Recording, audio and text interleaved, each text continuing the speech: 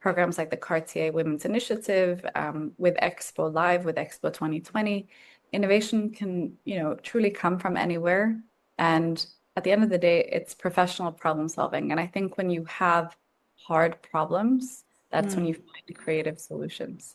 Now, scalability in terms of venture-backed businesses are a little bit different. So I want to distinguish that you can create amazing businesses that aren't necessarily venture-backed because that's a very specific type of category versus building sustainable businesses that can be profitable and good businesses. So I just distinguish that one doesn't necessarily include the other in the sense that you can have a successful business that isn't venture backed, and that's okay.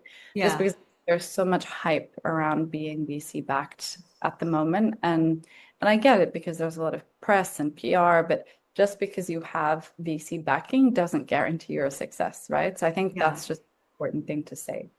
And I've seen incredible founders and businesses in the most remote of locations because they're solving a real need and a real problem. But it can also be very localized or specific to that region. So that's, again, going back to scale, that's a question of scale if it goes into the category of venture.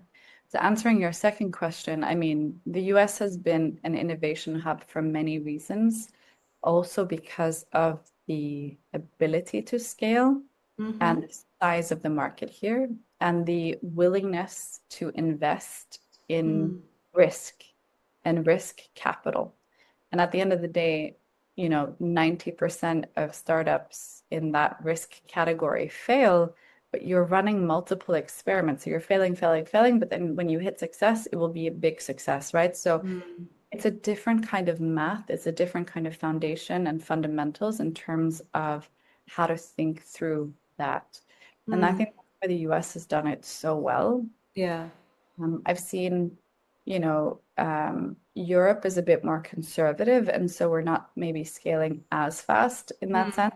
But there's still, of course, amazing companies coming out of Europe. You have successful stories like Spotify and others, of course, that have I was done thinking of well. Spotify. Yeah, a lot of Yeah, Swedish companies. Yeah. a lot of Swedish companies, definitely. So again, it's a framework, it's a mindset, it's a way of thinking, it's an ambition. That being said, I just think you have more chances of success if you're a founder based in the US because you have proximity of capital, you have proximity of different hubs and ecosystems that are willing to accelerate and support you. You have proximity of clients and you have scale of clients.